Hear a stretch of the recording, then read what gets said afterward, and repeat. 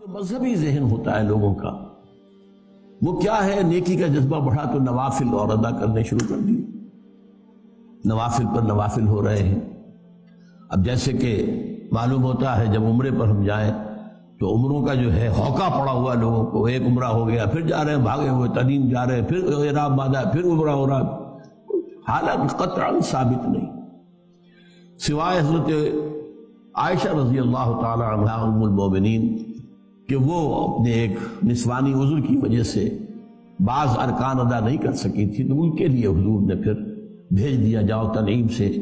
وہاں تم جب فارغ ہو گئی وہ اپنی اس نسوانی جو بھی کیفیت تھی اس سے،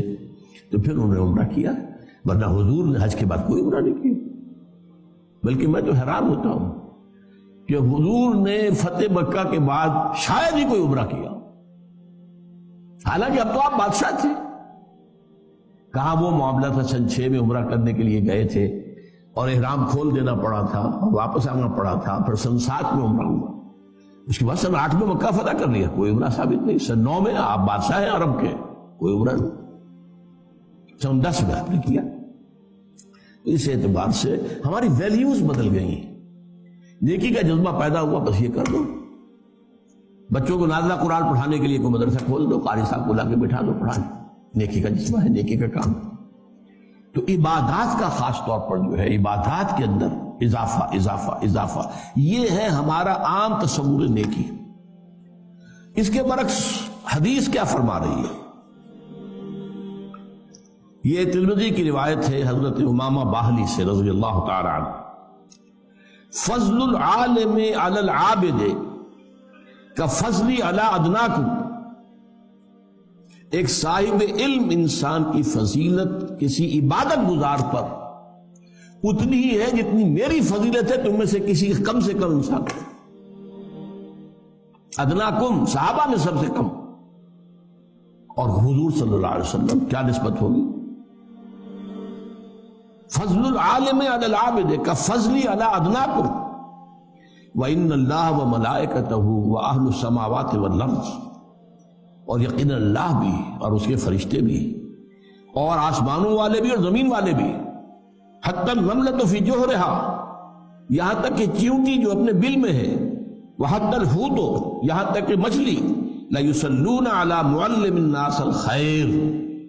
وہ درود بھیجتے رہتے ہیں، دعائیں کرتے رہتے ہیں اس شخص کے حق میں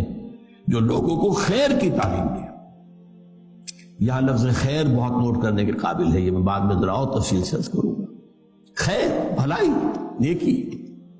اس خیر کی تعلیم دینا۔ اسی طرح ایک اور حدیث ہے، یہ بھی حضرت حسن سے ہے مرسلم، سئل رسول اللہ صلی اللہ علیہ وسلم عن رجلین کانا فی بنی اسرائیل، نبی اکرم صلی اللہ علیہ وسلم سے 2 اشخاص کے بارے میں سوال کیا گیا جو بنی اسرائیل میں سے گزرے تھے۔ احدہما کان عالما یصلی المکتوبۃ ثم یجلس فیعلم الناس الخیر، ان میں سے ایک تو وہ تھا جو عالم تھا، وہ صرف فرض نماز پڑھتا تھا، کوئی نوافل نہیں، صرف فرض،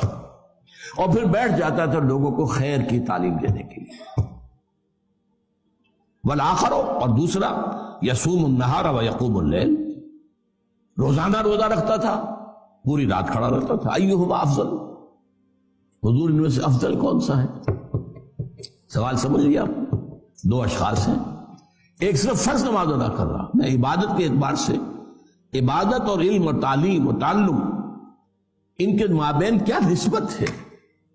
کیا ریشو پروپورشن ہے، اس کی میں آپ کے لیے حدیثیں سنا رہا ہوں کہ 2 آدمیوں کے بارے میں پوچھا گیا، ایک وہ تھا جو صرف فرض نماز پڑھتا تھا اور اس کے بعد بیٹھ جاتا تھا لوگوں کو خیر کی تعلیم دینے کے لیے، اور دوسرا وہ تھا روزانہ روزہ رکھتا تھا اور پوری رات کھڑا رہتا تھا عبادت۔ ایہما افضل، ان دونوں میں سے افضل کون ہے؟ قال رسول اللہ صلی اللہ علیہ وسلم فضل هذا العالم الذي يصلي المكتوبة ثم يجلس فيعلم الناس الخير علی العابد الذی یصوم النہار ویصلی اللیل کفضلی علی ادناکم، اس شخص کی فضیلت جو صرف فرض نماز پڑھتا ہے اور باقی سارا وقت جو ہے وہ لوگوں کو خیر کی تعلیم دینے میں گزارتا ہے، بسر کرتا ہے، اس شخص پر جو روزانہ روزہ رکھتا ہے اور روزانہ رات کو کھڑا رہتا ہے پوری رات، اس پہلے شخص کی فضیلت اس دوسرے پر اتنی ہے جتنی میری فضیلت ہے تم میں سے ادنا پر، تم میں سب سے کم تر پر۔ یہ ہے ریشو پروپورشن۔ ہمارے ذہنوں سے چیزیں نکل گئی ہیں، اہمیت ہی نہیں، خرچ کیا جا رہا ہے، حج کیے جا رہے ہیں، عمرے کیے جا رہے ہیں، لیکن یہ کہ دین کا علم آس پاس بھی نہیں، نہ خود نہ اپنی اولاد کو سوچا بھی نہیں، غور و فکر ہی نہیں کیا، اور علم حاصل بھی کیا ہے تو ٹیکنالوجی کا علم حاصل کیا، صرف نیچرل سائنسز کا علم حاصل کیا ہے، ٹیکنالوجی کا علم حاصل کیا ہے، جس کا کہ علم دین سے کچھ سرے سے سروکار ہی نہیں۔ اب یہ ایک حدیث اور سن لیجئے، یہ مسلم شریف میں ہے، حضرت ابو ہریرہ سے رضی اللہ تعالی عنہ۔ یہ بڑی پیاری حدیث ہے، ایک زمانے میں میں بہت کثرت سے اس کو بیان کرتا رہا، اب ظاہر بات ہے کہ کچھ زمانے کے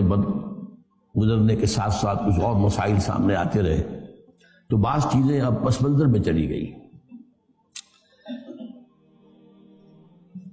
امام مسلم روایت کرتے ہیں حضرت ابو ہریرہ سے، من سلک طریقا یلتمس فیہ علما، جو شخص کوئی راستہ اختیار کرتا ہے، سفر اختیار کرتا ہے جس میں علم کا حصول پیش نظر ہے، سہل اللہ بہ طریقا الی الجنہ، اس سفر کے ذریعے سے اللہ تعالیٰ اس کے لیے جنت کا ایک راستہ آسان کر دیتا ہے۔ اب دیکھیے حدیث، وَمَجْتَمَعَ قَوْمٌ فِي بَيْتٍ مِّن بُيُوتِ اللَّهِ، اور نہیں جمع ہوتے کوئی لوگ اللہ کے گھروں میں سے کسی گھر میں، یتلون کتاب اللہ ویتدارسونہ بینہم، اللہ کی کتاب پڑھنے اور آپس میں سمجھنے سمجھانے کے لیے، الا نزلت علیہم السکینہ، مگر یہ کہ ان پر سکینت کا نزول ہوتا ہے، تسکین، سکون، وغشیتہم الرحمہ، رحمت خداوندی انہیں ڈھانپ لیتی ہے، وحفتہم الملائکہ، فرشتے ان کے گرد گھیرا ڈال لیتے ہیں، وذکرہم اللہ فی من عندہ، اور اللہ تعالیٰ ان کا ذکر کرتا ہے ملائکہ مقربین، وہ ملائکہ حملۃ العرش جو عرش کو اٹھائے ہوئے، وہ ملائکہ کے جو عرش کے گرد طواف کر رہے ہوتے ہیں، وَتَرَى الْمَلَائِكَةَ حَافِّينَ مِنْ حَوْلِ الْعَرْشِ يُسَبِّحُونَ بِحَمْدِ رَبِّهِمْ، اللہ ذکر کرتا ہے، دیکھو تم نے کہا تھا کہ یہ جو آدم ہے میں اسے خلافت دے رہا ہوں، اسے اختیار دے رہا ہوں، یہ تو خون ریزی کرے گا، فساد مچائے گا، دیکھو میرے بندے وہ میرے گھروں میں سے ایک گھر، اور اس میں مفسرین کا تقریباً جماع ہے، اس سے مراد صرف مسجد نہیں ہے، جو بھی گھر، جو بھی مقام اس کام کے لیے خاص کر دیا جائے، قرآن کے پڑھنے پڑھانے کے لیے، وہ سب اس میں شامل ہو۔ دیکھو وہاں بیٹھے میری کتاب پڑھ رہے ہیں، ایک دوسرے سے سمجھ رہے ہیں، ایک دوسرے کو سمجھا رہے ہیں، یہی ہے نا وہ آدم جس کے بارے میں تمہیں وہ اجتماع لاحق ہو گیا۔ یہ جو 3 حدیثیں میں نے آپ کو سنائی ہیں، ان کا ایک مرکزی نقطہ کیا ہے؟ جسے خیر کہا گیا وہ قرآن ہے، ہوا خیر مما یجمعون، خیر کا لفظ 2 چیزوں کے لیے آتا ہے، یا خیر دنیا کا مال و متاع دنیا بھی، خیر انہ لحب الخیر لشدید، یا خیر اللہ کی کتاب ہے قرآن، ہوا خیر مما یجمعون، یا ایھا الناس قد جاءتکم موعظۃ من ربکم وشفاء لما فی الصدور وہدی ورحمۃ للمؤمنین قل بفضل اللہ وبرحمتہ فبذلک فلیفرحوا ہوا خیر مما یجمعون۔ تو یہ خیر جو ہے در حقیقت قرآن ہے۔ چنانچہ یہاں آپ نے دیکھا کہ کہا گیا تھا کہ جو شخص علم کے لیے راستہ طے کرتا ہے، چل کر آیا ہے، آپ بھی چل کر آئے ہیں، کوئی آپ کا دنیاوی مقصد تو اس وقت نہیں ہے، اللہ تعالیٰ اگر اس کے اندر کہیں بھی کوئی اگر چیز غلط شامل ہے تو اس کو دور کر دے، میری نیت میں اگر کوئی چیز غلط ہے تو اللہ اسے پاک کر دے، اس سے ظاہر بات ہے کہ بظاہر تو کوئی مقصد نہیں، میں کوئی سیاسی آدمی نہیں، یہاں کوئی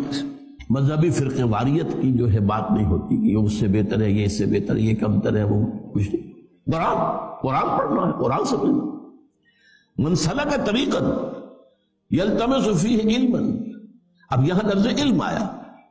لیکن علم کو آگے بیان کر دیا یتلون کتاب اللہ ہے ویتدارسونہ بینہم، اس علم سے